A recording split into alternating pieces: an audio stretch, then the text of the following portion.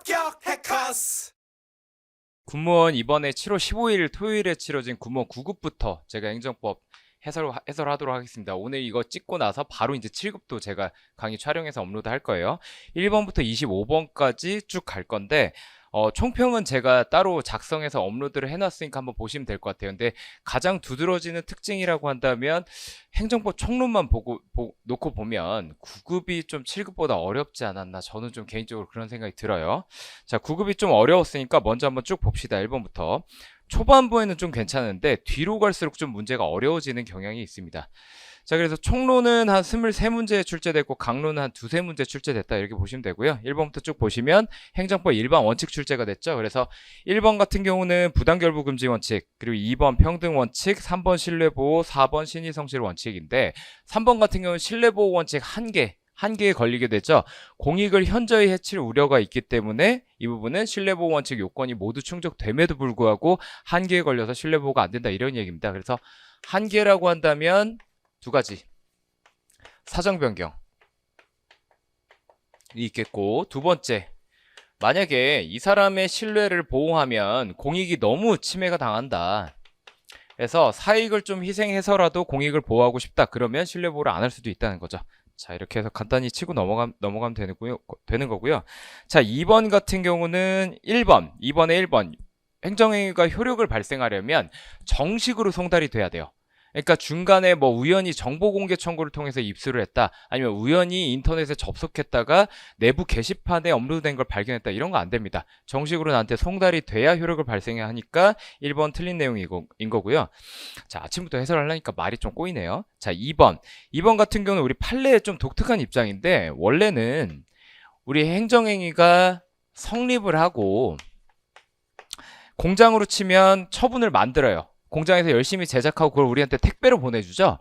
발송이 돼서 우리한테 도달을 하면, 택배가 우리 문 앞에 도달하면 효력을 발생하는 건데, 이 성립을 두 단계로 나누는 게 판례 입장입니다. 일단 내부적으로 성립을 한번 해야 되고, 그래서 어떤 적법 요건들을 다 갖춰서 잘 처분을 만들면 내부적으로 성립을 한 거고, 외부적으로 성립하는 단계가 한 번 더 있다 그래요. 택배로 치면 발송하는 단계입니다. 우리한테 공문을 써서 발송을 하겠죠. 효력을 발생한 단계는 뭐냐? 도달입니다. 도달. 그래서 도달하기 전까지의 과정을 내부적, 외부적, 성립 단계 두 가지로 나눠서 접근하고 있다, 이렇게 보시면 되는 거고요. 3번 같은 경우는 자, 마찬가지입니다. 이 처분이 우리한테 도달을 해야 효력을 발생하는데, 여기 뭐라고 돼 있냐면 내부 전산망에 입력했을 뿐이래요. 라고 한다면 우리한테 아직 표출이 안 됐겠죠. 이걸 우연히 알았다고 해서 우리한테 효력 발생됐다, 이렇게 볼 수가 없는 거죠. 그렇다고 한다면, 효력 발생 안 됐다고 한다면 대상 적격이 아직 부여되기 전인 거죠. 소송의 대상으로 아직 우리가 법원에 가져갈 수가 없는 거고, 제소기간도 제소기간 같은 경우 기산점이 객관적, 주관적 두 가지가 있잖아요. 객관적 기산점이 아직 시작이 안 되는 겁니다. 4번 같은 경우도 이제 외부적 성립 요건, 아까 얘기했던 2번이랑 4번이 연관되는 거죠. 그래서 외부적 성립이 언제 되느냐를 4번이 열심히 설명하고 있다, 이렇게 보시면 됩니다. 자, 해서 3번으로 넘어갈게요. 부관에 대한 설명으로 옳은 것은, 행정처는 부관을 붙일 수 있는 경우 처분을 하는 후에는 새로 붙일 수 없다. 그러니까 사후적으로 변경하거나 사후적으로 부과할 수 있느냐, 우리가 그 예외적인 경우가 딱 4가지가 있죠. 그 중에 하나가 동의입니다. 동의. 4가지 한번 확인해 보시고요. 그 안에 판례가 원칙과 예외를 두고 있는데, 원칙 3가지, 예외 하나는 사정 변경으로 인해 목적을 달성할 수 없게 된 경우, 그것 딱 하나를 예외로 분류하고 있다. 이것까지 확인을 하셔야죠. 자, 2번 같은 경우는 재량행위, 기속행위를 우리가 왜 구분하느냐, 그 구분한 이유 중에 하나가 부관을 붙일 수 있느냐 없느냐입니다. 그래서 재량행위 같은 경우는, 자, 봅시다. 재량권의 범위가 주어질 거 아니에요. 그럼 이 안에 주된 처분이 있고 옆에 재량권을 일탈하지만 않았다면 그 안에서 사족을 붙이는지 말든지 지 맘입니다. 그러겠죠. 근데 기속행위는 뭐예요? 법률을 해석해봤는데 무조건 A라는 행정처분만 해야 된대요. 옆에다 이 사족을 붙이면 안 되겠죠. 자, 그런 거고. 3번 철회권 유보. 철회권을 유보했다는 건 나중에 이 행정행위를 언제든지 걷어갈 수 있다는 얘기예요. 그럼 법적 혼란이 생기겠죠. 나중에 줬다 뺏으면 사람이 기분이 나쁘잖아요. 돈도 이미 줬으면 이미 써버렸을 텐데 그 나중에 다시 환수하려고 하면 여러 가지 혼란이 생기잖아요. 그러니까 최소한의 범위여야 된다. 뭐 당연한 얘기고요. 4번 같은 경우는 부담은 불가분적인 요소냐? 결국 항상 나오는 시험에 나오는 주제입니다. 결국 부관에 대한 독립 쟁송 가능성을 묻는 건데 부담과 그 나머지로 나뉘죠. 부담 같은 경우는 똑 떼서 혼자 독립적인 취소소송 대상 삼을 수 있고 나머지는 절대 안 된다. 이런 얘기입니다. 불가분적이지 않죠. 자, 4번, 1번 보시면 기속행위, 재량행위 아까 왜 구분한다? 부담을 붙일 수 있느냐 없느냐 뭐 이런 것들, 그리고 또 사법심사 방식의 차이가 있고 그 다음에 또 뭐가 있죠? 일부 취소 판결이 가능하느냐 이런 것들이 있는데 일단 그 구별해서 그런 것들을 판단하려면 어떻게 구분하는지 기준을 알아야 되잖아요. 그래서 1번 법 문구입니다. 문헌이라고 하는데 1번 원칙은 그렇고 예외적으로 수익적 행정행위라면 우리 판례가 재량행위로 보고 있죠. 근데 대법원 판례가 그냥 문헌 하나 본다 이렇게 얘기하면 너무 궁색하잖아요. 그러니까 여러 가지를 그 외에도 종합한다 라고 하는 걸 이렇게 늘려서 표현해 놓은 거죠. 여기서의 핵심은 근거가 된 법규의 체제 형식 그리고 문헌, 결국 이거 보겠다는 얘기입니다. 뭐뭐 할 수 있다 재량행위, 뭐뭐 하여야 한다 기속행위. 자, 2번 재량권 전혀 비교 형량하지 않았다. 우리 행정행위 같은 경우는 여러분들 나중에 공무원이 되시면 여러분들이 하는 일들이 중요한 게 공동체에 미치는 파급 효과가 굉장히 커요. 근데 누군가를 제재한다고 합시다. 공동체의 요구에 의해 제재를 하는 거니까 공익은 달성되지만 얻어맞는 그 사람은 사익을 희생당해요. 그럼 항상 저울질을 해야 됩니다. 그래서 뭐가 더 무거운지를 봐야 돼요. 이 과정을 필히 거쳐야 되는데 전혀 비교 형량하지 않은 채라고 했으니까 당연히 재량권을 개떡같이 행사했다. 이렇게 볼 수 있는 거죠. 자, 3번 재량이 없대요. 근데 재량이 없다. 그럼 기속행위란 얘기죠. 원칙적으로 부관 붙이면 안 됩니다. 아까 나왔던 선지랑 정반대 얘기죠. 그런데 예외적으로 법률에 근거가 있대요 라고 하면 붙일 수 있는 거죠. 그러니까 법률에 특별히 요청이 없을 때 붙일 수 있느냐 없느냐가 이제 여러분들이 알고 있는 이론인 거고 개별 법률이 그냥 붙이라면 붙이는 겁니다. 법률이 그렇게 시켰으니까. 4번 아까 제가 말씀드렸죠. 재량행위, 기속행위 구분하는 기준 말씀드렸고 구분하는 실익 중에 사법심사 방식의 차이가 있다. 이 부분이죠. 재량행위 같은 경우는 재량권 일탈 남용만 보는 건데 자 여기 이 문구 독자적 결론을 도출함이 없이래요. 자 이거는 어디에 어울리는 표현이에요? 기속행위. 기속행위 같은 경우는 정답이 정해져 있잖아요. 그러니까 판사님이 혼자 법령 해석해서 독자적인 결론 도출하면 그게 정답이겠죠. 그 다음에 행정청의 행위와 비교하는 거죠. 같으면 정답, 틀리면 다르면 틀린 거죠. 자 이렇게 보시면 되는 거고 4번으로 넘어갈게요. 행정상 손해배상에 대한 설명. 행정상 손해배상 우리가 배우는 거 국가배상 청구밖에 없죠? 국가배상 청구 지금 다뤄보시면 되는 거고 1번 직무의 범위다. 직무 관련된 요건, 직무행위 요건은 쟁점이 딱 두 가지밖에 없어요. 쟁점이 딱 두 가지. 하얀색이 여기 같군요. 1번 외관만 따진다. 외관, 형식적인 것만 본다. 실질적으로 아니면 공무원 마음속으로는 내심이라고 하는데 마음속으로는 사실 직무를 하고 있지 않았다. 이런 기준은 안 봅니다. 국민들이 겉으로 보기에 직무를 수행하고 있으면 된다. 2번 이 부분이죠. 권력적 작용 플러스 비권력적 작용도 포함이 돼요. 이 비권력적 작용의 대표적인 예가 뭐다? 행정지도. 하지만 빠지는 게 사경제적 작용이죠.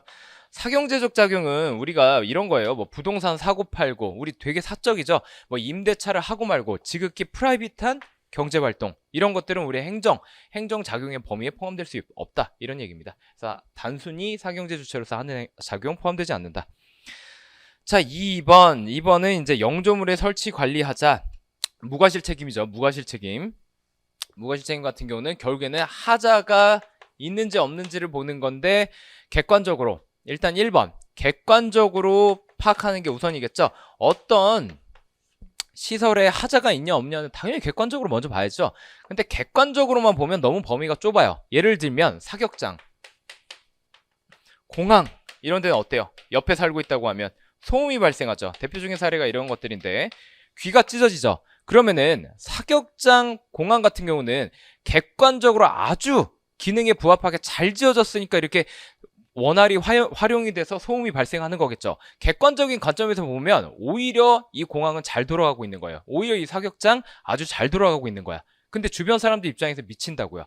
이 정도 귀청 찢어질 것 같은 이런 하자, 방음벽 안 만들고 이런 것도 주관적인 관점에서 충분히 하자가 될 수 있는 거죠. 객관뿐만 아니라 주관적인 범위로도 좀 넓히는 경우가 있다. 이게 수인 한도. 수인 한도를 초과했다 이렇게 어렵게 표현하는데 참을 수 있는 한도를 초과했다 이렇게 보시면 됩니다.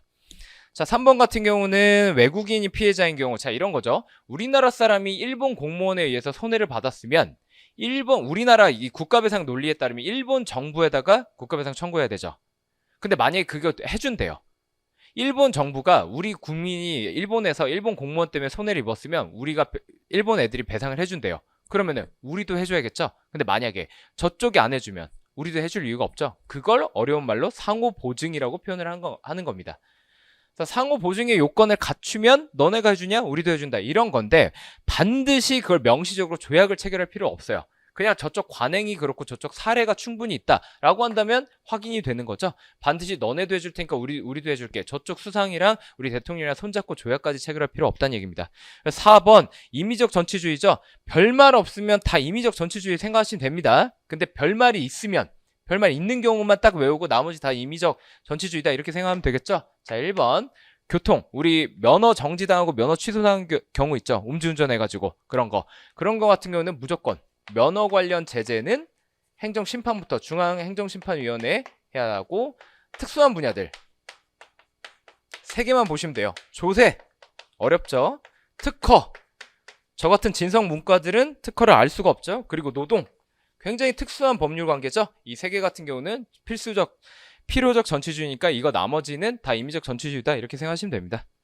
자, 그 다음 6번 넘어가시면 6번에 1번은 그냥 지엽적인 내용이죠. 의무가 있잖아요. 그럼 의무를 이행하는데 드는 비용도 당연히 의무자가 부담해야겠죠. 뭐 중요한 건 아니고요.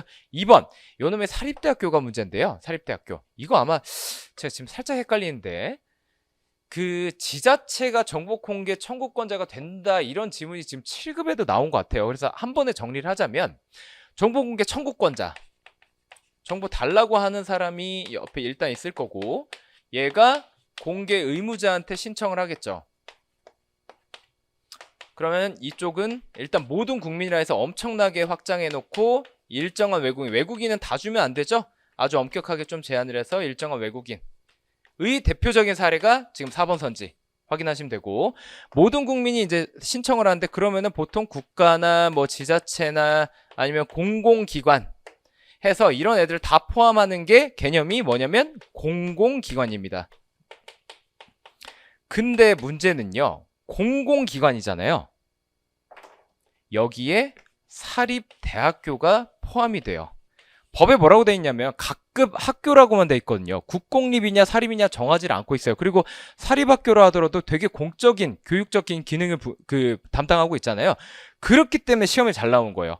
공개 의무자는 공공기관인데 공공기관에 사립학교가 들어간다 이런 겁니다. 그리고 또 하나, 이놈의 지자체는 공개 의무자죠. 근데 이 모든 국민의 범위에 법인이 들어가거든요. 빨간색으로 쓸게요.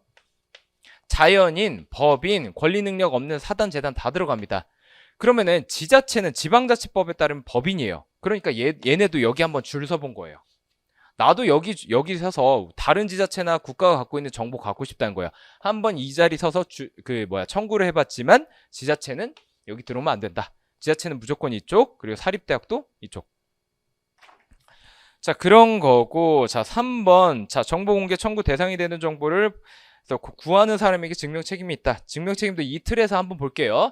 자, 원고가 먼저 저쪽 공개 의무자가 정보를 보유하고 있다는, 정확히 말하면요, 3번 선지를 조금 더 정확히 표현하자면 보유하고 있다는 개연성 정도만 증명하면 돼요. 개연성은 법적으로 가능성보다 낮은 거예요. 한 30% 정도? 가능성이라고 한다면 한 60% 정도?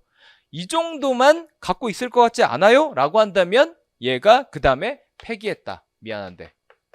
아니면 있는데 그거 비공개 대상이야 라는 걸 증명을 하는 거죠. 자, 그러면 다시 한번, 폐기를 했으면 어쩔 수 없죠. 폐기를 했으면 어쩔 수 없는데 비공개 대상에 해당되면 끝납니까? 그거 아니죠.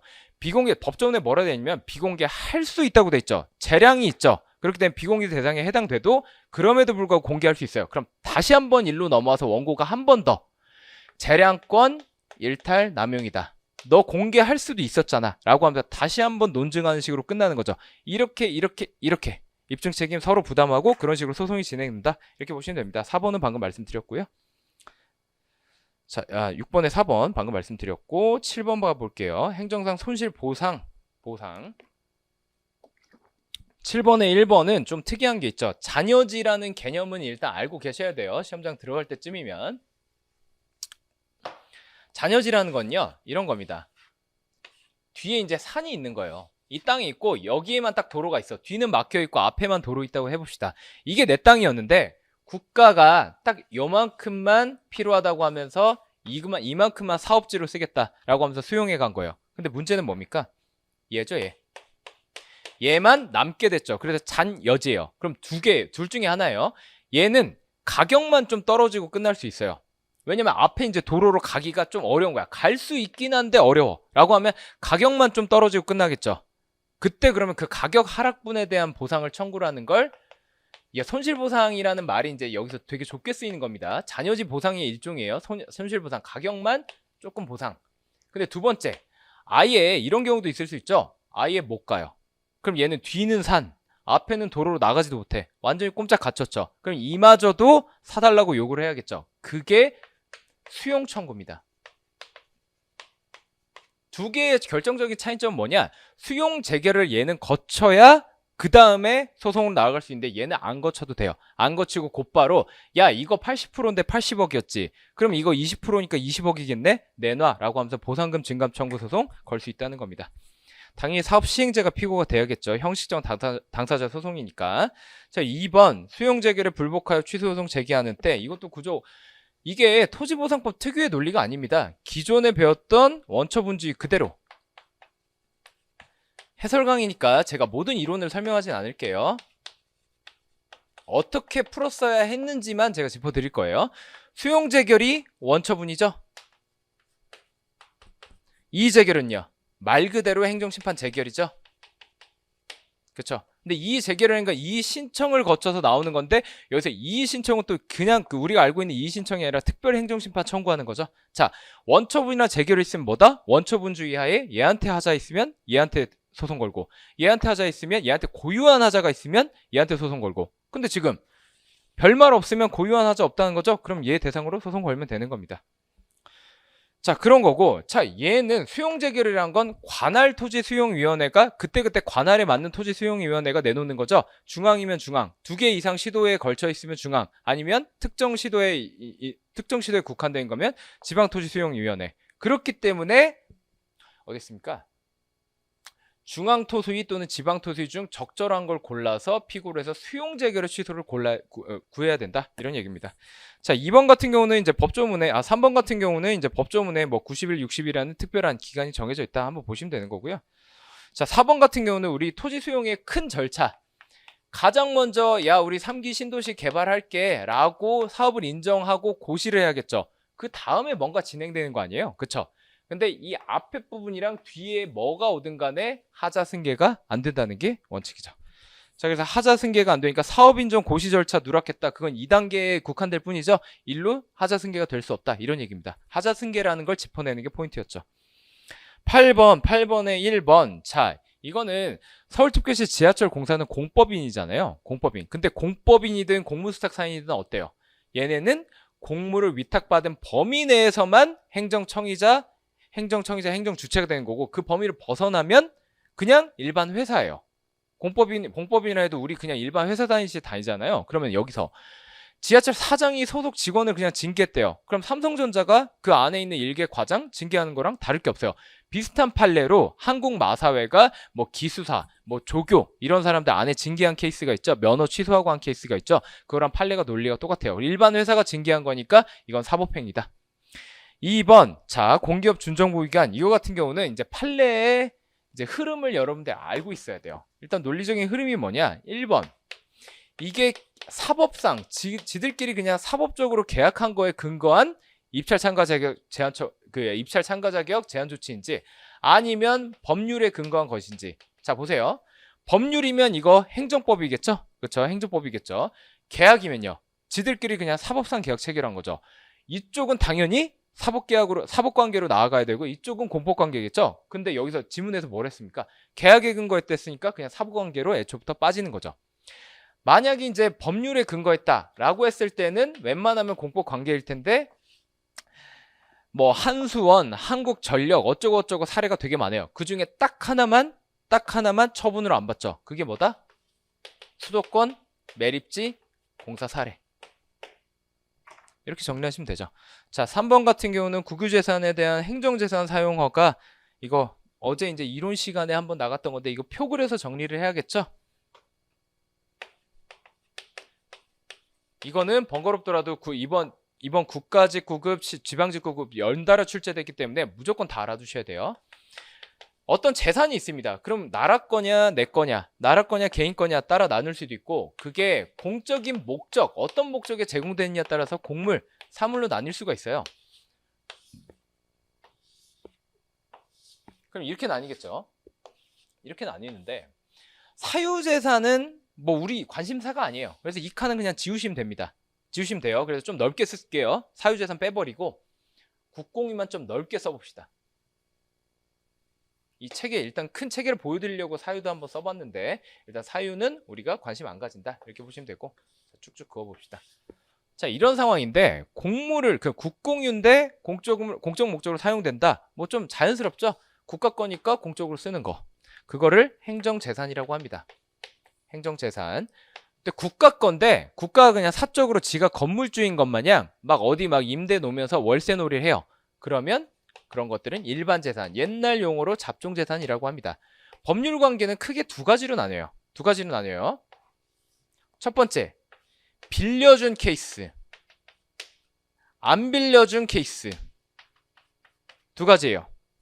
빌려준 케이스, 안 빌려준 케이스인데, 빌려줬으면 사용수익 허가라고 해요. 자, 국공유 재산을 공적 목적에 사용하려고 어떤 기관한테 빌려줬대요 라고 한다면 누가 봐도 공법관계죠. 그죠? 그 행정재산인데 국공유 재산을 원래 공적으로 사용해야 되는데 이거를 누구한테 특별히 허락해서 빌려줬대요. 원래는 국공유 재산이 공적인 목적 사용해야 되는데, 예를 들어 국립의료원 주차장인데 그거를 남한테 위탁계약해서 너 수수료 받아 먹어 하고 특별히 걔한테 관리하라고 허락했대요. 그럼 그거 뭐예요? 특허죠? 이거 공법관계죠? 근데 국공유 재산인데 우리가 그냥 국가도 그냥 건물주들이 부러워서 그냥 일반 임대인 마냥 누구한테 공인중개사 껴가지고 빌려준 거예요. 그렇다고 한다면 이거는 사법관계겠죠. 일반 임대차랑 다를 게 없죠. 그렇죠? 근데 얘의 특징이 있죠. 사법관계임에도 불구하고 여기서 발생한 분쟁은 민사소송으로 다툴 수가 없다. 이게 특징. 왜냐? 체납 처분 절차나 강제징수 절차 준용하려고 우리 법이 따로 규정을 마련하고 있기 때문에. 그리고 안 빌려줬는데 누가 무단점유하고 있네요. 그러면 어떻게 해야 돼요? 어떻게든 돈 받아야겠죠. 그걸 변상금 부과처분이라 하는데요. 행정재산, 일반재산 불문하고 당연히 변상금 일방적으로 부과하는 거니까 이거 공권력 작용이고 처분인 겁니다. 그래서 여기까지가 공법관계, 얘만 사법관계. 자, 여기서 물은 건 행정재산 사용수익 허가라 했으니까 이 부분이죠. 그러니까 특허죠.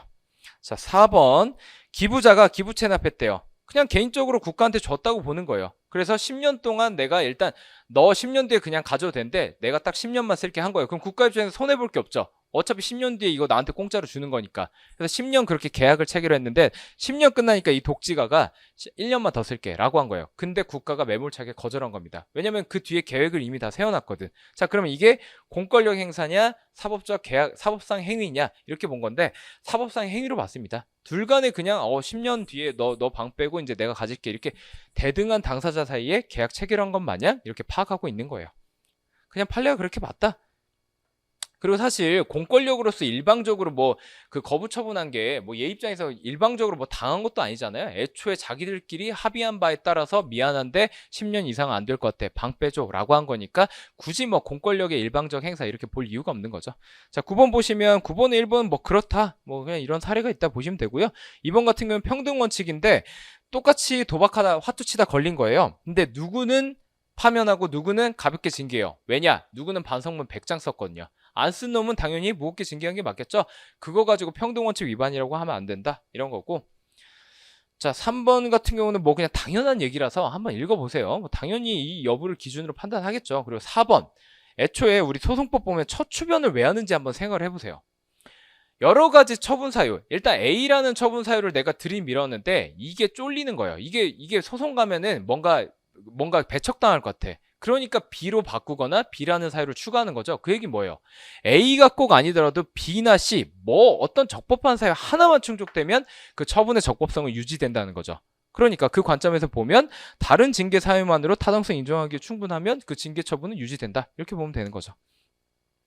자, 10번 보시면 솔직히 좀 이전고시까지 이렇게 언급이 된 건 조금 오버 아닌가 싶은데 어쨌든 나왔으니까 재개발의 6단계 절차가 있죠. 일단은 뭐 조합 설립하는 경우도 있고 안 하는 경우도 있는데 하는 경우가 더 상세하니까 하는 경우 기준으로 볼게요. 일단 정비구역 우리 이제 재개발 무슨 뭐 장위 몇 구역 뭐 이제 재개발 들어갑니다 하면서 정비구역 지정하죠.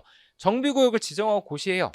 그러고 나서 재개발 조합을 만들어서 추진해야 될 거 아니에요. 그러면 조합이란 게 하루아침에 생겨나는 게 아니니까 조합 설립 추진위원회를 만듭니다. 조합을 만들기 위한 또 모임이 있어요. 이거를 만들고 그 다음에 조합이 설립되겠죠. 조합이 설립되고 그러면 이제 얘네가 계획을 세우겠죠. 큰 틀에서 세우고 세부 계획 세우고 큰 틀에서 세우는 게 사업 시행 계획. 그 다음 세부 계획 세우는 거 이제 진짜 실제로 분양 어떻게 할 것인가 라고 하면서 관리 처분 계획을 아주 세세하게 만들어요. 나중에 뭐 한강뷰는 누구 분양하고 30평짜리 조합원 분양하고 이런 거 만들어요. 그러면은 결과적으로 이 재개발 사업은 어떻게 끝나야 돼요? 관리 처분 계획을 실제로 집행하면서 끝나야겠죠? 그걸 집행을 하는 게 이 절차입니다. 뭐라고 돼 있죠? 이전고시. 야, 30평짜리 조합원들 3명 준다며. 그거 이전해. 라고 하는데 이전고시를 하면 결국 얘 성격은 뭐예요? 관리 처분 계획을 집행하는 처분이 되는 거죠. 자, 그래서 3번. 이전고시는 공포사 처분이다. 이런 의미고요. 1번 이전고시 효력이 발생한 경우에는 자 이런 사업을 하려고 앞에서 뭐 토지를 수용하고 했다 해봅시다. 그럼 저 앞에 단계에서 수용재결, 이의재결 같은 게 나왔겠죠. 그쵸? 근데 이전고시까지 끝났다는 얘기는 뭔 얘기예요? 재개발 사업 이미 분양 다 끝났다고요. 이미 사람들이 입주해서 살고 있는데 이거 지금 취소하게 만들면 돼야 안 돼요? 그러니까 법률상 이익 부정. 자 2번 조합 설립 인가 처분. 이 중에서 이제 중요한 건 이거죠. 조합 설립에 대한 인가를 해주거든요. 아무렇게나 조합 설립하면 안 되겠죠. 서울시가 분명히 감독을 한단 말이에요. 여기에 대한 인가는 말이 인가인데 실질은 특허입니다. 자, 특허면 어떻게 돼요? 인가의 탈을 쓴 특허면 우리 항상 뭐라 그랬죠? 기본 행위랑 인가가 있으면 여기에 하자가 있건 여기에 하자가 있건 무조건 이 인가를 다퉈야 된다. 지금 그 얘기입니다. 얘만 따로 떼놔서 얘 하자가 있어도 얘만 따로 떼서 얘 대상으로 소송을 제기하면 안 된다는 거예요. 얘든 다 얘 대상이다. 이 얘기입니다. 그리고 4번. 자, 이것도 이 절차 안에서 파악을 하셔야 되는데 조합 설립 추진위원회는 뭐예요? 조합 설립을 하기 위한 절차죠. 근데 이미 조합 설립이 이루어졌대요. 그럼 이 추진위 단계에서 뭔가 문제가 있는데 얘를 굳이 다투게 할 필요 있나요? 이미 얘까지 다 끝난 마당에 얘를 굳이 독립해서 취소 대상으로 삼을 필요가 뭐 있냐고요.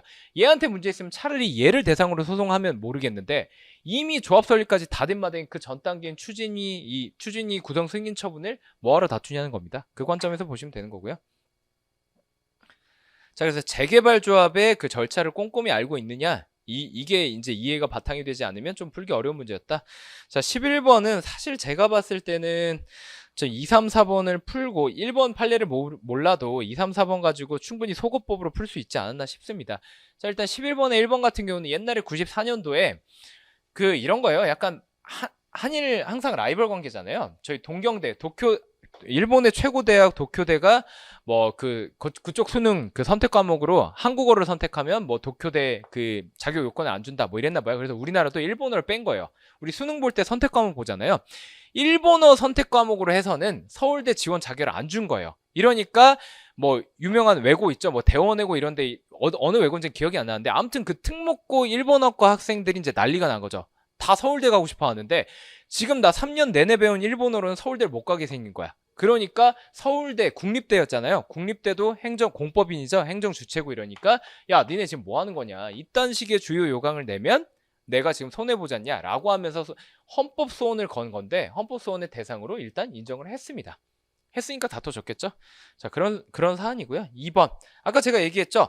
뭐가 됐건 여러분들 어깨가 무겁기 때문에 행정계획이든 특히 행정계획 때 그런데 공익과 뭐 다른 쪽 공동체 이익 아니면 사익 뭐 공익과 공익 아니면 사익과 사익 어떤 종류의 이익이든 간에 저울에 올려놓고 저울질을 해야 돼요. 그걸 비교 교량 이익 형량이라고 하는데 그걸 전혀 안 했대요. 특히나 행정개혁 세울 때는 천만 서울 시민들의 목소리 하나하나를 들어줄 수가 없기 때문에 저쪽 뭐 강남 사람들 공익 옆에 올려놓고 강북 사람들 공익 옆에 올려놓든지 아니면은 강남 전체의 이익 아니면은 그 강남 전체 이익과 강남역 1번 출구에 그 건물 지으려는 건물주의 이익 올려놓고 비교 교량을 열심히 해야겠죠. 근데 전혀 안 했대요. 그럼 문제가 있겠죠. 3번 개발 제한 구역은 그린벨트죠. 환경 정책적으로 그냥 그 공무원들이 당연히 전문성과 재량을 발휘해서 지정을 해야겠죠. 그렇기 때문에 재량권 웬만하면 존중한다 이런 얘기고요. 4번 같은 경우는 행정주재 관리처분 계획. 아까 그 지우지 말 걸 그랬는데요. 관리처분 계획이 있고 그거에 대해서 인가를 해주거든요. 이 인가의 성격은 강학상 인가고요. 이 앞에 있는 관리처분 계획은 처분인데 왜 처분이냐 생각해보면 재개발 조합도 공법인이거든요. 그 앞단계 조합 설립 단계에서 특허를 받았잖아요. 특별히 허락받아서 서울시가 힘을 실어준 거죠. 너네도 이제 공법인으로서 니네가 한번 자율적으로 추진해봐라. 이런 애들이 관리처분 계획을 만들었으니까 행정청 지위에서 뭔가 공적인 작용을 한 거죠. 그렇기 때문에 이거 처분이다. 이렇게 보면 됩니다.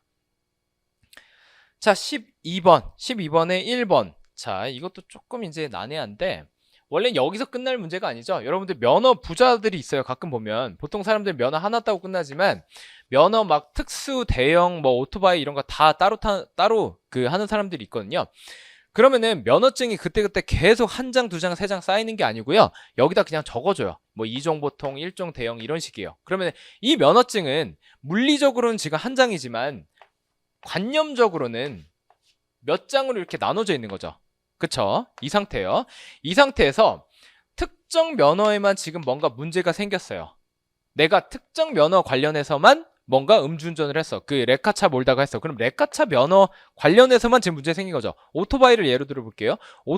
술 먹고 오토바이 운전했으면 사실 오토바이 면허로 내가 잘못한 거니까 여기서 문제 삼아야 될 건 뭐예요? 오토바이 면허만 싹 가위로 잘라다가 갖다 버리면 되는 거죠. 그래서 일단 그게 원칙. 원칙은 가분성이 있으니까 문제가 된 면허만 싹 다 잘라서 갖다 버리면 된다 이런 건데 예외적으로 보세요. 오토바이 타고 음주운전을 했어. 근데 이런 특성이 있거든요. 그 위에 있는 상위 면허 있잖아요. 오토바이 면허가 제일 밑에 있는 짜발이고 위에 있는 상위 면허가 있으면 사실 그걸로 오토바이 운전할 수 있거든요. 100% 맞는 설명은 아닌데 보통 그래요. 상위 면허가 있으면 오토바이 운전할 수 있다고요. 그럼 얘는 만약에 원칙대로 오토바이 음주운전 했으니까 이 부분만 잘랐어. 그럼 다음날 또 술 먹고 상위 면허로 또 오토바이 몰겠죠. 그것도 이만큼만 잘라내면 또 그보다 상위 면허로 또 오토바이 운전하겠죠. 이렇게 되니까 이때는 예외적으로 싹 다 취소시킨다 이런 얘기입니다. 근데 원칙은 어쨌든 별개의 것으로 취급하는 게 원칙이니까 그게 1번. 근데 2번까지 알아두셔야 돼요. 오토바이 음주운전 한 것까지. 자, 2번 보시면 또 나온 거. 자, 취소로 되는 비교 형량 하지 않아도 된다. 자, 이런 겁니다. 신뢰보호 원칙이잖아요. 자, 신뢰보호 원칙. 처분의 위법성을 알지 못했으니까 나중에 처분을 취소하겠다. 수익적 행정이 줬다가 취소하거나 처리하는 상황이니까 신뢰보호가 문제가 되는데 거기서 무슨 요건에 걸려요? 1번 공적인 견해 표명이 있을 것. 2번 귀책 사유 없는 신뢰. 근데 여기서 중대한 과실로 위법성을 몰랐다는 아주 크리티컬한 과실이 있죠. 귀책 사유가 있죠. 그럼 신뢰보호 원칙의 요건 2번에서부터 걸리죠. 그럼 요건부터 충족을 못한 거예요. 자, 뒷부분은 무슨 얘기냐? 뒷부분은 당사자가 입게 될 불이익을 취소로 뭐 비교형량 하지 않아도 된다. 결국에는 아까 제가 앞에서 말씀드린 공익과 사익의 비교형량 신뢰보호 원칙의 한계 2번인데 한계는 제가 뭐라고 했죠? 요건이 모두 충족됐는데도 불구하고 못 지키는 경우죠. 약속을 못 지키는 경우죠. 근데 앞에서부터 요건이 충족 안 됐대요. 그럼 뒤에 있는 한계로 나아갈 필요가 있어요, 없어요? 나아갈 필요도 없죠. 지금 이렇게 어렵게 표현이 된 겁니다. 3번 장래항을 취소할 수 있다. 자, 이게 이제 취소와 철회의 차이점인데 취소는 원칙적으로 소급표가 있고 철회는 장래효죠. 근데 취소는 법조문에 예외적으로 장래효가 있는 경우를 규정하고 있고요. 철회는 예외적으로 소급표가 있다. 이게 규정이 안 돼 있어요.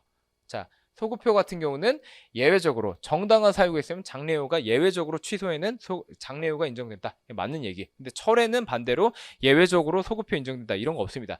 개별 법령에 그 규정이 있다면 오케이. 하지만 개별 법령이 없다면 안 됩니다. 4번 같은 경우는 행정처분 하자 있는 경우는 별도 법적 근거 없어도 취소할 수 있다. 이게 이제 아주 빈출 질문이죠. 이제 행정기본법에 아예 이게 들어왔기 때문에 예전 판례를 들먹일 필요도 없지만 그 규정이 있기 전에도 판례는 그 근거 없어도 그냥 취소나 철회 자유롭게 할 수 있게 해줬다. 그게 왜 문제됐을까요? 뭔가 수익적 행정을 줬다가 취소를 하면 그러면은 수익적을 뒤집는 거니까 침익적이죠. 침익적 작용을 하려면 뭐가 필요해요? 법률 유보 원칙 때문에 원래는 법적 근거 필요하죠. 근데 대법원 판례가 옛날부터 필요 없다고 했으니까 이게 약간 논란이 되고 계속 빈출이 되는 거죠. 자, 13번에 1번에 행정지도 한자 다 좋은 내용입니다. 행정지도를 하려면 누가 와서 잔소리 한다는 얘기인데 당연히 신분 누군지를 알고 들어야겠죠. 자, 2번 당연히 뭐 이거 임의적인 그 작용을 전제로 하니까 말로 편하게 해도 되겠죠. 3번 임의적인 작용이니까 안 따랐다고 해서 불이익을 주면 안 되죠, 원칙적으로. 4번 아무리 임의적이라 하더라도 옆에서 잔소리하고 있으면 옆에서 듣는 사람 입장에서 의견 제출할 수 있어야 되죠. 자, 14번에 1번 대집행이 되면 대집행의 논리적인 흐름은 이렇게 되죠. 일단 공법상 의무인가 사법상 의무인가를 보고 공법상 의무네 라고 하면 대체성을 따져서 대집행이 되네 라고 하면 민사는 안 되는 겁니다. 자, 1번. 2번. 자, 원래는 대체성이 있어야만 대체성이 있는 부분에 대해서만 대집행을 할 수 있어요. 그래서 대표적인 게 철거 의무. 안 되는 게 인도 의무죠. 그럼 근데 문제는 이런 경우예요. 집을 철거하러 가는데 사람이 안에 버티고 있네요. 그러면 이 상태대로 부수면 사람이 죽죠. 그럼 뭐부터 해야 돼요? 일단 얘로부터 집을 인도받고 그 다음에 부셔야죠. 근데 내가 대집행 권한 딱 한 장만 프린트해서 간 거예요. 그럼 이때 다시 돌아가서 뭔가 법적인 법무실의 조치, 뭔가 얘 막 인도 소송할지 조치를 모색하러 다시 돌아가야 되느냐, 지금 이 얘기입니다. 대법원 판례는 그러지 말고 그냥 대집행 권한 하나로 이거 철거해버려라. 이런 입장이죠. 자, 그런 거고 3번. 자, 대집행 개고 처분하려면 철거미 있는 건물이라 하더라도 자, 대집행을 하려면 어쨌든 개고 처분이든 뭐든 어쨌든 대집행 절차의 일환이잖아요. 대집행이란 건 뭐예요? 남의 집을 다 산산조각 내버리는 거죠. 굉장히 과격하죠. 그렇기 때문에 최소 한도로만 진짜 불가피할 때만 할 수 있다는 거예요. 진짜 불가피하면 누가 입증해야 돼요? 당연히 부수러 가는 처분행정청. 자, 이런 얘기고 4번. 공매라는 거는 공적인 경매라 생각하시면 됩니다. 자, 우리 세금 내는 절차 생각해 보면 부과를 해요. 근데 들어눕는 놈들이 생기죠? 그럼 어떻게 돼요? 체납 처분 절차, 지방세는 체납 처분 절차, 국세는 강제 징수 절차라는데 결국 똑같은 얘기입니다. 독, 압, 매, 청순으로 진행되죠. 독촉을 해요. 제발 좀 내라. 안 하면 빨간 딱지 붙여요. 압류. 그 다음에 매각인데 이게 공매죠. 공매고 그 다음에 청산을 하는 거죠. 자, 그런 건데 자, 공매 처분 같은 경우는 공매는 어떻게 이루어지냐면 공매 바로 사람 재산이 있는데 그거 바로 경매 붙이면 안 되죠. 일단은 이 세부 절차입니다. 결정을 합니다. 이제 안 되겠다. 경매하자. 그 다음에 말을 해주고 가야겠죠. 통지를 해요. 그 다음에 공매에 들어갑니다. 이 중에 처분성이 있는 건 뭐뿐이다? 얘뿐이다. 얘는 독립적인 처분성이 없습니다. 만약 통지를 안 했다라고 한다면 얘를 대상으로 소송 걸어서 이 매각을 하기 위한 통지라는 절차가 없었습니다. 절차상 하자가 있음을 주장해야지 얘를 독립된 취소소송 삼을 수 없다. 이런 거고요. 자, 매각 처분에 지금 그 소송 제기할 수 있다고 했으니까 맞는 얘기고, 자, 밑에 있는 공매에 의해서 재산을 매수한 자는 뭐예요? 뭔가 경매를 했으면 누군가가 낙찰을 받았겠죠? 그 사람 입장에서 이거 취소되면 어떻게 돼요? 자기 재산 뺏기게 되죠. 그러니까 이걸 취소하는 처분이 있었다면 그 취소 처분에 대해서 낙찰자가 소송 걸 수 있다. 당연한 얘기죠. 자, 그런 거고 넘어갑니다. 15번. 국유재산이 무단점유자에서 아까 그림표 제가 행정재산, 일반재산 표 그려드렸죠? 그거 떠올리시면 돼요. 그게 계속 빈출이 됩니다. 빌려준 경우, 안 빌려준 경우 있었는데 안 빌려줬으면 무단점유니까 변상금 부과해야죠. 행정재산이든 일반재산이든 불문하고 이건 다 처분이다. 자, 그런 거고 2번. 자, 여기서 포인트는요. 이 앞부분 수식어예요. 청원경찰이 중요한 게 아니고요. 국가지자체에 근무하는 청원경찰이 중요한 거예요. 하나은행에 근무하는 청원경찰은 공무원적 성격이 있어요, 없어요? 누가 봐도 없죠. 근데 국가지자체에 근무를 하면 엄밀히는 공무원이 아니에요. 엄밀히는 공무원 아니지만 준공무원으로 봐요. 그래서 민사소송의 대상이 아니게 되는 거예요. 공법관계니까. 자, 그런 거고 3번 조세 채무. 결국 국민 입장에서 얘기를 하는 거죠. 국민 입장에서 조세를 납부해야 될 의무죠. 자, 동전의 양날이 동전의 그 앞뒷면이잖아요. 반대 입장에서 보면 어떻게 돼요? 채권자, 국가 입장에서 보면 조세 채권이죠. 그럼 결국에는 조세 채무란 건 뭔 얘기입니까? 조세를 내고 안 내고의 문제죠. 그렇죠? 자, 조세 채무는 법정 채무로서 임의로 정할 수 없죠. 당연히 임의로 정할 수 없지. 세무서장이 뭐 너는 이쁘니까 100만 원 깎아줄게 이런 거 안 된다는 거예요. 당연한 얘기. 그 뒤에 부분요. 조세 채무 관계란 건 뭐예요? 결국엔 조세를 내냐 마느냐고. 이건 당연히 행정소송 영역이죠. 4번 뭔가 돈을 부과했답니다. 개발 부담금을 부과했어요. 근데 이게 취소됐으면 어떻게 돼요? 자, 이런 상황이죠. 제가 수업 시간에 항상 그리는 그림인데, 내가 이 밑에서 열심히 돈을 벌었는데 세금을 내래요. 그래서 일단은 냈어요. 세금이라는 공을 위에다 굴려놨어요. 그래서 조세 부과 처분이라는 받침대가 원래 있어서 내가 이걸 돌려받고 싶어도 못 돌려받아. 근데 이게 취소되면 어떻게 돼요? 굴러 내려오겠죠. 굴러 내려오라고 청구를 하는 게 부당이득 반환 청구입니다. 부당이득 반환 청구, 과온학급 반환인데 이게 판례가 예외적으로 민사소송으로 보고 있죠. 행정법 관계로 보고 있지 않죠. 자, 16번 같은 경우는, 자, 1번 일단 뭐 그렇다, 감염병 예방 및 관리에 관한 법률 내용입니다. 뭐 그렇다 이렇게 그냥 흘려두시면 되는 거고요. 2번 같은 경우는 소송 요건은, 자, 소송 요건은 1심, 2심, 3심. 자, 이 1심, 2심, 3심 이런 신고죄가 왜 있어요? 1심이 개떡같이 판단했으니까 2심에서 다시 보고, 2심에서 개떡같이 봤으면 3심에서 다시 보라는 얘기죠. 원점에서부터 당연히 다시 봐야 돼요. 소송 요건이든 본안 심리든 간에 위에 3심, 상고심이라 하거든요. 대법원이 판단하는 걸. 그쪽 갔으면 소송 요건부터 다시 보는 겁니다. 자, 그런 거고, 자, 3번 제재적 조치하면서 이거 결국에는 사안을 떠올려야 되죠. 결국에는 소방청장, 경기도 선관위원장, 얘네가 한번 국민권익위한테 한번 된통 혼난 적이 있었죠. 그렇기 때문에 걔네가 과태료를 두드러 맞게 생기니까, 뭔가 요구를 받았는데 그걸 불응하면 과태료를 두드러 맞게 생긴 겁니다. 그럼 그 기관장들이 국민권익위 상대로 뭔가 다투고 싶은 거예요. 근데 기관 소송 안 돼, 헌법상 권한쟁의 심판도 안 돼, 울며 겨자 먹기로 항고소송 제기하니까 당사자 적격 및 원고 적격 다 인정한 케이스죠. 자, 4번 같은 경우는 그 민사소송 잘못 제기해서 관할을 이송해줬다. 원래 관할은 소송 요건이기 때문에 엉뚱한 법원 집어넣으면 각하하는 게 맞는데 너무 가혹하잖아요. 그러면 이 더운 날 저기 양재동 행정법원 갔다가 서초동 중앙지법 갔다가 왔다 갔다 해야 되니까 바로 각하 안 하고 이송을 해준다는 겁니다. 자, 그럼 이송을 해주면 어떻게 돼요? 처음부터 소를 맞게 제기한 걸로 배려를 해준다. 제소기간에 악영향이 없다. 이런 얘기입니다. 자, 그런 거고 봅시다. 17번 넘어갈게요. 직위해제 처분과 직위해제 처분은 지금 행정절차법이 적용되느냐? 적용이 안 되죠. 왜냐? 직위해제 처분에 아예 행정 절차가 필요 없다는 게 아니고요. 국가공무원법상에 더 빡센 절차가 규정돼 있어요. 그래서 필요가 없다는 거고요. 이거하고 비교해줘야 되는 게 직권 면직이죠. 직위해제는 그냥 잠정적으로 책상만 빼는 거예요. 징계 절차 나올 때까지. 근데 징계 절차가 나와서 결과가 나와서 네 비위행위가 입증됐다면 아예 직권으로 면직시켜버린 거죠. 면직 처분에는 행정절차법이 적용이 됩니다. 항상 비교해 놓으셔야 되고, 그리고 직위해제 있다가 연달아 뒤에 직권면직이 나오겠죠. 선행처분, 후행처분의 관계인데 하자 승계가 된다 안 된다? 안 된다. 자, 2번 웬만한 거, 공무원에 관한 웬만한 절차는 행정절차법 배제를 안 해줍니다. 군인, 공무원이죠? 그렇기 때문에 배제 안 합니다. 만약에 임의로 배제를 했다면 취소 사유가 발생하게 되죠. 지금 이 얘기고요. 자, 3번 사전 통지를 안 했다. 사전 통지를 안 했으면 웬만하면 취소 사유죠. 절차적인 하자니까.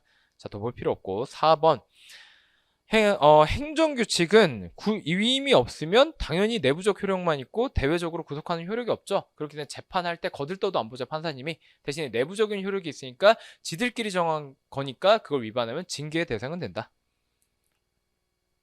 18번 넘어갈게요. 제3자 원고 적격이라고 합니다. 제3자 원고 적격.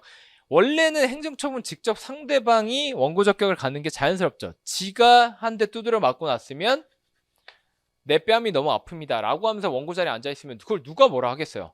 너 말고 다른 놈이 소송 제기했어야지, 이런 얘기를 할 수가 없잖아요. 그런데 이런 상황이 문제죠. 이웃집 아저씨 입장에서는 내가 제3자고 내 입장에서 이웃집 아저씨가 제3자죠. 근데 행정청의 처분은 이웃집 아저씨한테 한 거예요. 그러면은 원칙은요, 내 할 바 아니에요. 남이 받은 처분인데 내가 왜 이거 갖고 소송을 걸어요? 그쵸? 그쵸? 근데 법적으로 예를 들어 경쟁하는 관계다. 아니면 얘가 환경 오염을 일으켜서 나한테까지 영향이 있다. 이러면 제3자임에도 얘를 대상으로 소송 걸 수 있어야겠죠? 지금 그런 얘기입니다. 자, 2번 환경상 이익이래요. 자, 여기서 주의하셔야 될 거는요. 자연인에게 귀속되는 것으로서 단체, 여기서는 법인을 말하는데 법인이라면 그냥 회사 이런 거 떠올리시면 돼요. 재단법인, 뭐 사단법인, 회사 이런 거 떠올리시면 되는데 오해하면 안 되는 게요. 이 판례만 가지고 법인은 법률상 이익이 없어서 원고 적격 없구나 라고 생각하시면 안 돼요. 여기서 뭐 때문에 문제가 되냐면 환경상 이익이라서 성질상 안 된다는 거예요. 순영원이 재단법인이거든요. 순영원도 법인이에요. 근데 법인이 환경을 어떻게 느껴요? 그쵸? 자연이면 몰라도 그래서 환경상 이익이라서 그 이익이 인정이 안 된 거지. 법인도 당연히 법률상 이익이 있어서 원고 적격 인정될 수 있습니다. 행정소송 제기할 수 있어요. 그게 오히려 더 빈번하죠. 삼성전자가 예를 들어 과징금 두드려 맞으면 공정위 산대로 소송하겠어요? 안 하겠어요? 당연히 하겠죠. 자, 3번. 자, 이게 우리 이번 군무원 특징인데 제대로 알지 못하면 이 선지 잘못 출제됐나 이렇게 오해를 해요. 외국인의 원고 적격 얘기잖아요. 그럼 경우의 수가 3가지로 나뉩니다. 이 구체적인 내용은 여러분들이 한번 찾아보시고 그러면은 이게 원고 적격 어떨 땐 되고 어떨 땐 안 되고 어떨 땐 되고 이런 식이에요. 우리나라에서 추방당하게 생긴 사람, 입국하고 싶어하는 사람 둘이 있는데 그 스티브 케이스가 있고 이거는 조선족 동포 케이스가 있죠. 자, 그러면은 어떤 경우인지를 모르면 O인지 X인지 알 수가 없어요. 근데 여기선 퉁쳐서 외국인은 원고 적격 있냐 없냐 물어봤으니까 단정을 못 짓는 거죠. 그러니까 틀린 선지.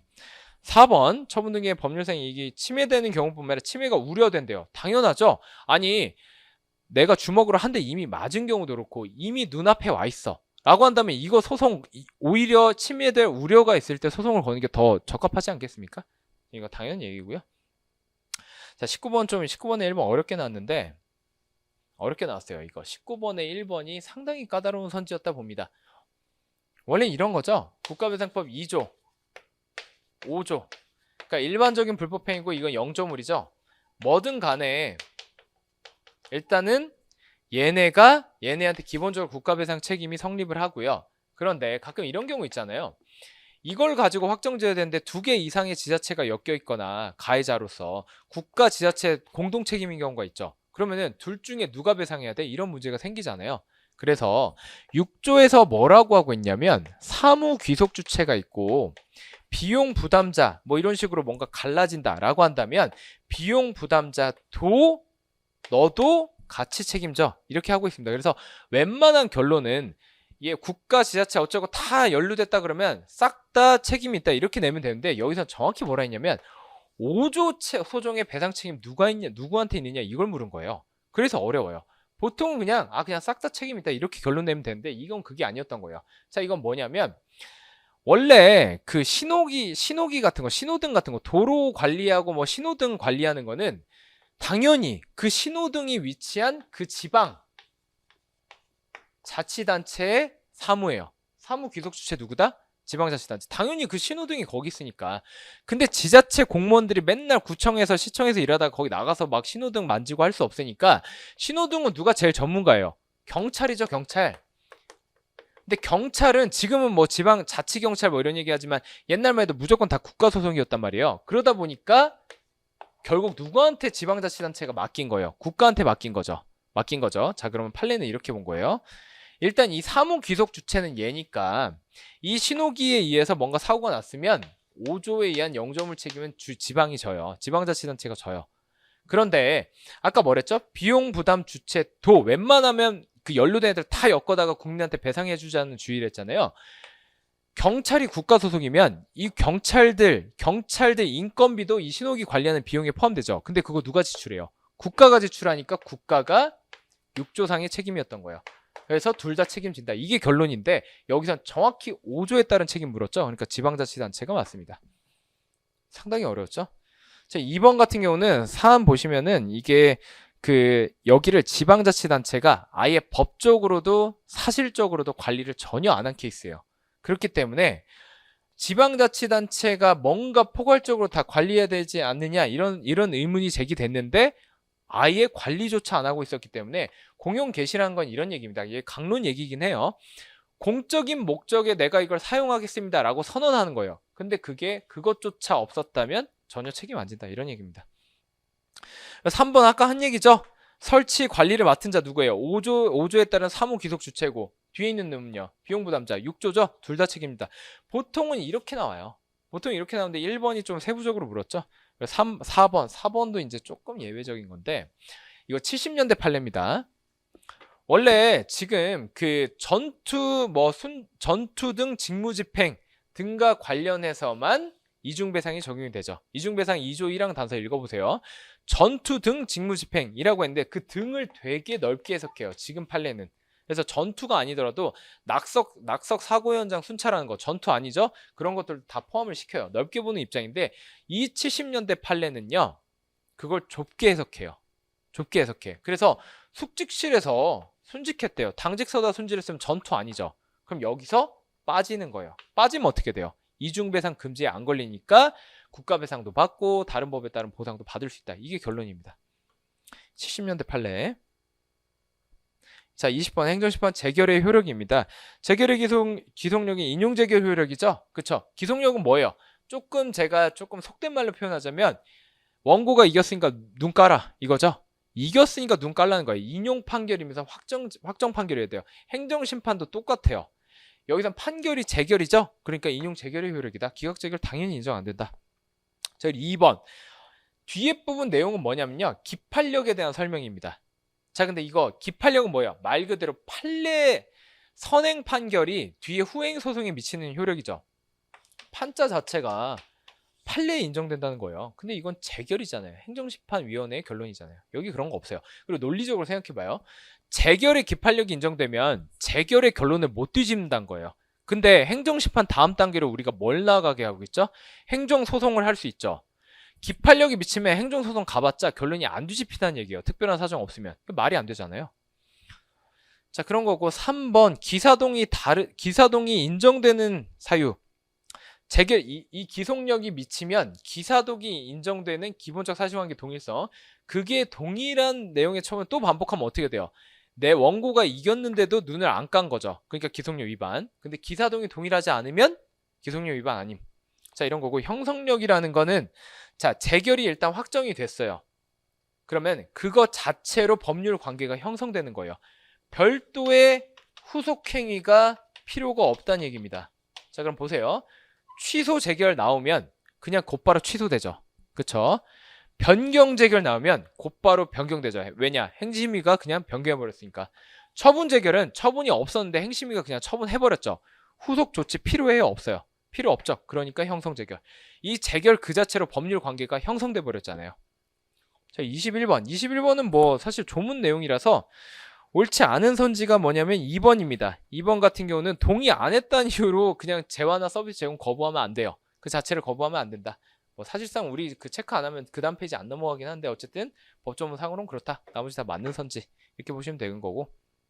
한번 읽어보세요. 자, 그리고 22번에 1번 뭐 그냥 그렇다. 뭐 이런 판례가 있으면 도축장 사용정지 제한 명령 좀 암기 사안이었었고요. 사회적 제약에 잠시만요. 사회적 제약에 해당이 되니까 그 손실보상은 안 된다는 게 이제 궁극적인 결론이죠. 그리고 2번 토지수용위원회 수용재결에 대한 이의 절차, 이의 신청 얘기죠. 그럼 명목상 이의 신청인 건 맞아. 표현은 이의 신청이지만 뭐라고요? 특별행정심판이죠. 특별행정심판 뭐예요? 이 행정심판법에 따른 행정심판을 거치도록 한다면 그건 일반행정심판인데 토지보상법에 특별히 규정을 만든 거예요. 근데 보세요. 특별행정심판이라 하더라도 기본적인 절차는 일반 행정심판이랑 크게 다르진 않겠죠. 그러면 중첩되는 내용이 많은데 굳이 토지보상법 안 그래도 조문 많은데 모든 걸 다 일반 행정심판법에 있는 걸 모든 걸 똑같이 규정해 놓을 필요가 없겠죠. 그래서 특별한 규정만 놓고 나머지는 뭘 따르게 하면 돼요? 행정심판법 따르게 하면 되겠죠. 특별법이다 개별법이다 하는 것들이 다 논리가 똑같아요. 일반법을 밑에 깔아두고 특별히 다른 것들만 조금 특별한 것만 따로 규정하는 식이에요. 자, 3번 재심위원회에 대한 심사 청구 제도는 뭐 실질이 특별행정심판이다. 일단 행정심판이라는 거 알아두시고 이 공무원연구법이라는 특별한 법에 조문이 있으니까 이건 특별행정심판이겠죠. 4번 거부처분이 취소됐어요. 그럼 아까 얘기한 거 뭐죠? 이 기속력이 발생하겠죠. 인용재결이 있으니까 인용재결 있는 거니까. 그렇다고 한다면 새로운 사유를 내세웠대요. 기본적 사실관계 동일한 사유였다면 기속력에 반하겠지만 아니 아무리 재결이 있었다 하더라도 그 재결의 취지를 존중하는 거지. 그 재결의 취지는 뭐예요? 아니 똑같은 짓 하지 말라는 거잖아요. 근데 전혀 다른 짓을 했대요. 그러니까 형식은 거부 사유가 또 나왔으니까 뭔가 똑같은 거 한 것 같지만 사유가 새로우니까 완전히 다른 처분이라 봐야겠죠. 그럼 기속력 위반이 아니다. 자, 23번에 1번, 3번은 사실 이거 아직도 내나 싶은데 이건 판례가 없습니다. 그래서 다툼이 있을 수밖에 없고 사실 다툼이 있으면 판례에 의한다 했는데 판례가 없는 사안을 이렇게 내버리면 다툼이 있을 때 어떻게 해결을 하나요 싶은데 뭐 아무튼 냈으니까 이제 옛날 좀 촌스러운 기출문제가 이런 게 좀 많았죠. 그래서 무하자 재량 행사 청구권은요. 무하자 재량 행사 청구권은요. 말 그대로 재량이 있잖아요.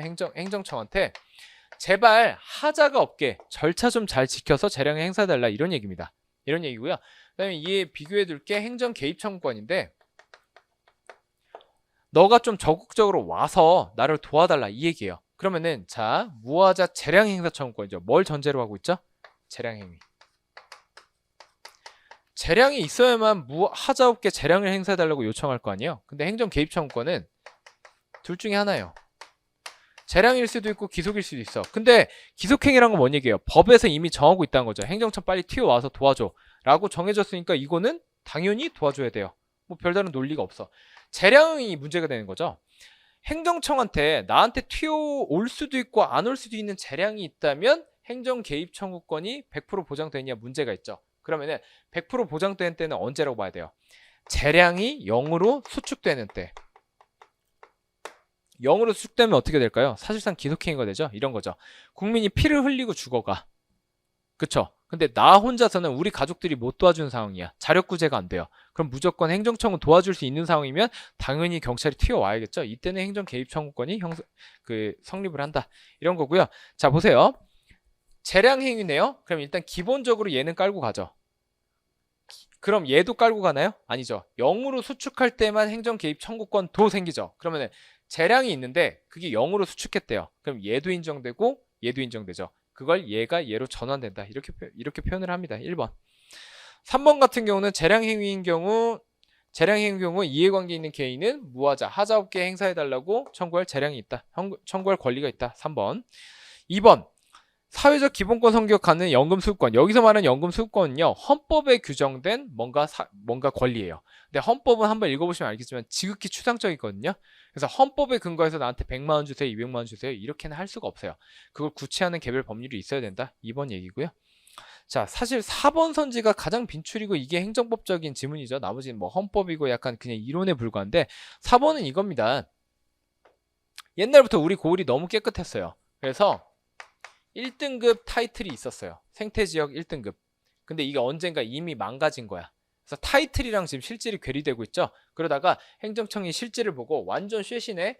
너 이미 나가리 됐네 라고 하면서 그러면은 이미 나가리 됐네 하면서 이걸 2등급으로 내려버린 거예요. 그러면은 실질은 변함이 없죠.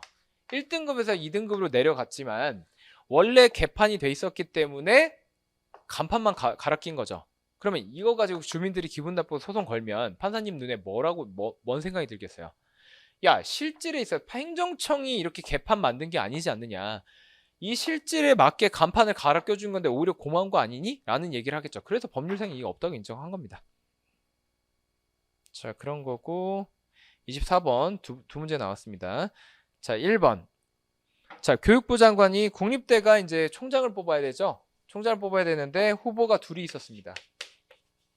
후보가 둘이 있는데 얘가 A가 유력 후보였어요. A가 1순위, B가 2순위. 그러면은 이걸 대통령한테 바로 올릴 순 없잖아요. 한 명 정해서 올려야 될 거 아닙니까? 장관이 얘로 정했어요. 야, 얘 버리고. 그러면은 결국 대통령이 임명하는 사람 누구예요? 물론 대통령도 옛날에 후보가 누구였는지 보지만 웬만하면 번복 안 하고 얘로 하겠죠. 얘는 올라오진 않았을 테고. 그러면은 얘 입장에서 마음의 상처 몇 번 입어요? 이때 한 번, 이때 한 번. 이때 임용 제청에서 제외됐으니까 한 번, 대통령이 그럼에도 불구하고 한 번 봐줄 줄 알았는데 안 봐주고 그대로 확정했으니까 두 번. 얘 둘 다 처분성 있다. 2번 법령상 토사 채취에 제한되지 않는 산림 내에서 여기서의 포인트는 중대한 공익성 필요고, 원래 이 사안을 보면 법에서 제한이 되지 않는다는 거예요. 법에서 딱히 토사 채취를 제한하지도 않는데 행정청이 법에서 제한되지 않는데도 불구하고 중대한 공익상 필요라는 번외의 사유를 들고 와가지고 거부를 한 거죠. 근데 이게 되느냐는 건데, 원래는 이렇게 하면 안 돼요. 법에 제한이 없으면 당연히 허락을 해줘야 되죠. 근데 이런 것들은 환경 관련된 것들이잖아요. 비슷한 게 산림훼손 허가, 형질 변경 허가, 이런 것들이 있어요. 토지 형질 변경, 토지를 막 파헤쳐가지고 고르게 만든다는 건데, 이런 것들은 환경이 급변하잖아요. 그리고 여기 영향을 줄 수 있는 것도 너무 많은데 법에 일일이 규정을 못하는 거예요. 그러다 보니까 행정청의 전문성, 재량 이런 게 폭넓게 인정되는 거죠. 그래서 법에 없어도 중대한 공익상 필요가 있다면 거부할 수 있다, 이런 얘기입니다. 자, 그리고 3번, 대학이 복수 후보자에 대해서 대학이 자체적으로 총장 후보자를 제청했는데 그걸 거부하고 그 순위를 뒤엎었어요. 대학이 1순위, 2순위로 올렸는데 이 사안에서는 1순위로 확정 지어줬죠. 근데 이번에는 2순위를 총장으로 임명한 거예요. 그래서 대학이 반발한 거지. 대학의 자율성이란 게 있는데 왜 니네들이 함부로 뒤집냐는 건데, 대학의 자율성이 있는 만큼 국가, 행정청도 나름의 재량이 있겠죠. 이 순위를 이렇게 올렸다고 해서 얘가 명백하게 범죄자고 문제가 있는데 이거를 뒤집지 못할 이유가 뭐가 있어요. 그쵸? 그렇기 때문에 너네 자율성 침해하는 거 그 정도는 아니다, 이런 얘기입니다. 자, 4번 같은 경우는 자, 이런 거죠. 뭔가 절차상 형식상 하자로 인해서 무효래요. 무효면 너무 안타깝죠. 당연히 소송할 수 있죠. A라는 처분이 무효래요. 그럼 당연히 소송할 수 있는데 여기에 있는 하자를 완전히 보완해서 B라는 처분을 새로 냈대요. 그럼 얘는 굳이 다툴 필요 있어요, 없어요? 다툴 필요가 없죠. 지금 이 얘기입니다. 구시대의 유물이잖아요. 자, 25번에 1번. 자, 1번 같은 경우는 이게 원래는 위임을 줬는지, 위임을 했는데 위임 범위를 일탈했는지 이런 걸 줘야 되는데 그걸 안 주다 보니까 결국 암기사항이 돼버리죠. 위임을 주긴 줬는데 위임 범위를 일탈한 케이스입니다. 그러니까 대조 구성이 인정 안 된다. 2번, 3번 묶어야겠죠. 자, 지적 공부, 건축물 대장 같은 경우는 여기에 소유자 명의가 뭐라고 써있는지는 안 중요해. 그거는 등기부에 있는 게 가장 중요하고, 얘네의 관심은 나머지 지목이 뭐라고 돼 있느냐, 용도가 뭐라고 돼 있느냐, 이게 중요해요. 행정청이 여기에 뭐라고 적혀있는지에 따라서 세금도 부과하고 규제도 하고 관리도 해주고 이런단 말이에요. 그래서 지적 공부를 고쳐달라, 건축물 대장을 고쳐달라는 취지로 행정소송을 제기하면 목적이 뭔지 봐야 돼. 지목 변경, 용도 변경이면 중요해. 법적으로 의미 있어. 근데 소유자 명의를 만약에 변경해달라고 했다, 이거는 여기에 뭐라고 소유자가 적혀있는지 찝찝할 뿐 아무런 법적 의미가 없어요. 소유자는 어디 적혀있는 게 중요해요? 등기부. 그래서 우리 맨날 그 공인중개사 찾아가가지고 이거 등기 언제 돼요? 등기 되는 거예요, 안 되는 거예요? 엄청 물어보잖아요. 등기부에 뭐라고 돼 있는지 따라서 사법적인 소유권이 왔다 갔다 하거든요. 근데 얘네는 그 정도는 아니라고요. 자, 4번 국가계약법상 감점 조치. 정확히 말하면요, 감점 조치, 감점 통보 조치입니다. 자, 통지는 뭐다? 원칙적으로 처분성 없다. 원칙적인 판례입니다. 자, 뭐 이렇게 볼 수도 있겠죠. 국가계약은 뭐죠? 국가계약은 국가를 당사자로 하는 계약에 관한 법률이죠. 줄여서 국가계약인데 그 법에 따른 국가계약은 말은 국가자 붙어 있지만 사법상 계약이죠. 사법상 계약에 근거한 조치이기 때문에 이거는 처분이 아니다. 뭐 이렇게 볼 수도 있겠죠. 자, 이런 거고 여기까지 이제 25문제 봤고요. 제가 봤을 때는 후반부 가서 앞에 부분은 좀 멘탈이 괜찮았을 텐데 특히 후반부 22, 23, 24, 25 이런 부분이 좀 어려웠던 것 같고, 강론이 그렇게 많이 출제되지 않았다는 의미에서 범위 면에서는 7급보다는 좀 부담이 적었겠지만 총론만 놓고 보면 이번 7급보다 어려웠다고 봐도 딱히 저는 이견이 없을 것 같습니다. 아무튼 시험 치느라 수고 많으셨고요. 혹시 더 궁금한 점이 있으시다면 네이버에 김대현 행정법 검색하시면 카페 나오거든요. 거기 올려주시면 제가 또 답변 드릴게요. 오늘 여기까지 할게요.